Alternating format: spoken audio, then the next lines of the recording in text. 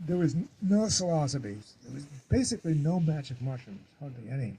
So I was living on a commune at the time outside San Luis. Yeah, cool, right. That sort of dates the time period, And anyway, I get this call. My name was already out to various hospitals. Anyway, so I get this call to come down to this hospital. There's some a possible case of mushroom poisoning, and I get there, and it's a couple of very elderly people they've been hallucinating and seeing fire engines on the walls and things like that. And so they have a little sample. Actually, they had gathered them in a community garden, and they gathered several kinds, I guess, and brought them in. And there was also a sheriff's deputy there, and so he was listening to everything about this. And I said, well, where were these growing? and and the sheriff's deputy said, well, I'm not at liberty to say. I said, well, I can't really tell you what these are until I see the habitat. I said this with a straight face. This is somebody who does not have access to any magic mushrooms there because they don't. Well, I guess there were some people selling cultivated ones, but in those days, people more likely than actually growing them, that they were taking regular mushrooms and dipping them in like LSD or something like that. Anyway, so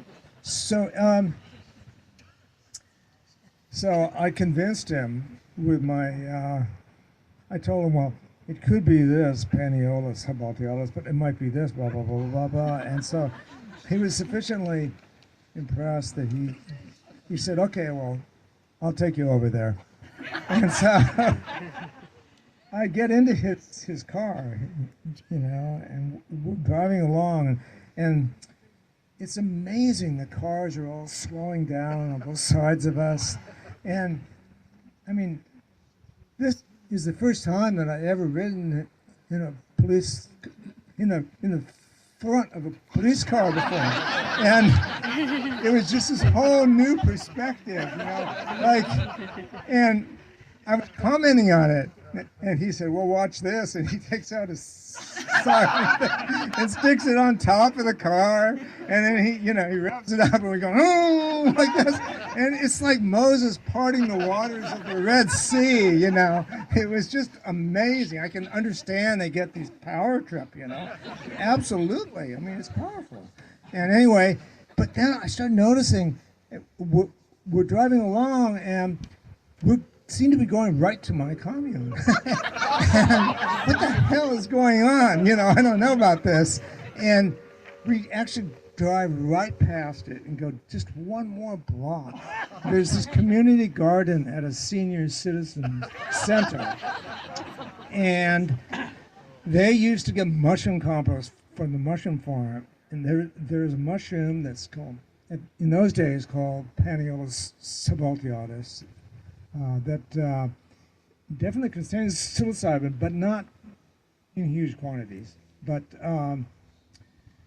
apparently they had gathered them thinking they were regular mushrooms and mushroom compost. But it's actually a common so-called pest in mushroom farms in that era, anyway.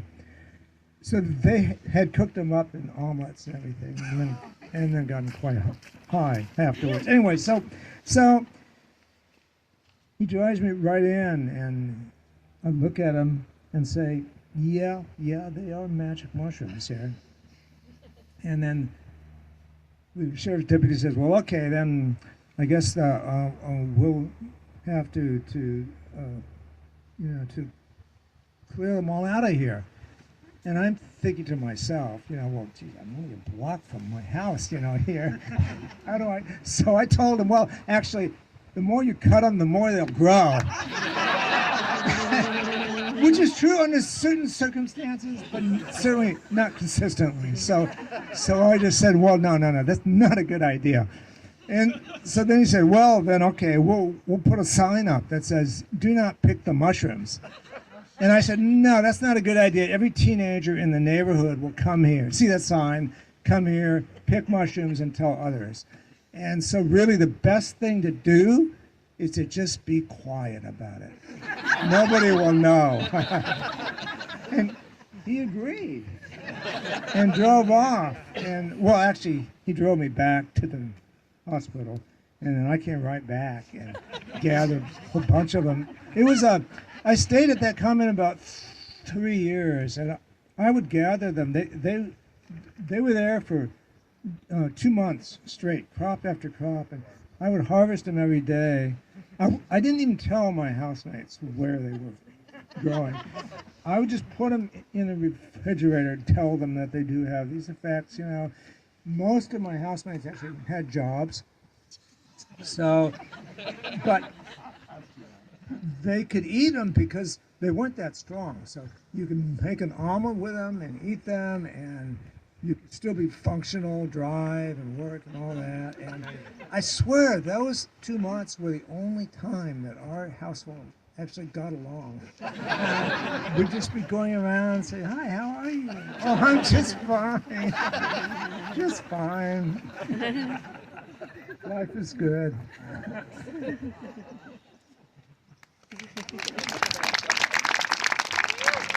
That was such a